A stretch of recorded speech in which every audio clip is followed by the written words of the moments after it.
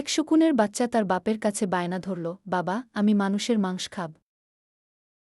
শকুন বলল, ঠিক আছে বেটা, সন্ধ্যার সময় এনে দেব। শকুন উড়ে গেল আর আসার সময় মুখে এক টুকরো শুকরের মাংস নিয়ে এসে বাসায় রাখল। বাচ্চা বলল, বাবা, এটা তো শুকরের মাংস, আমি মানুষের মাংস খেতে চাই। বাপ বলল, অপেক্ষা কর বাবা। শকুনটা আবার উড়ে গেল আর আসার সময় এক মরা গরুর মাংস নিয়ে এলো। বাচ্চা বলল, আরে, এটা তো গরুর মাংস নিয়ে এসেছ, মানুষের মাংস কোথায়? এবার শকুনটা দুটো টুকরো একসাথে মুখে নিয়ে উড়াল দিল আর শুকরের মাংসটি একটা মসজিদের পাশে আর গরুর মাংস একটা মন্দিরের পাশে ফেলে দিয়ে চলে এল। কিছুক্ষণের মধ্যেই সেখানে শুরু হল দাঙ্গা।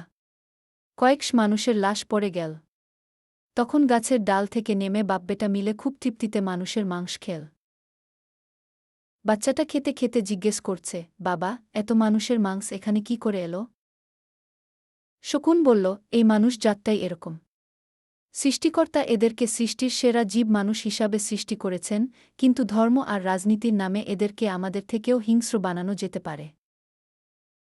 বাচ্চা বলল, তুমি ধর্মকে ব্যবহার করলে কেন? কতগুলো নিরীহ লোক মারা গেল, রাজনীতি করলেই পারতে।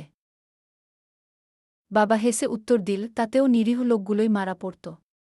ধর্মটা আবেগের জায়গা, তাই ফলাফলটাও তাৎক্ষণিক। তুমি আজই খেতে চেয়েছিলে। রাজনীতিটা কুটিল এবং জটিল, এটি শুরু হতে সময় নেয় কিন্তু হলে আর থামে না। বাচ্চা বলল, তোমার অনেক বুদ্ধি বাবাগি।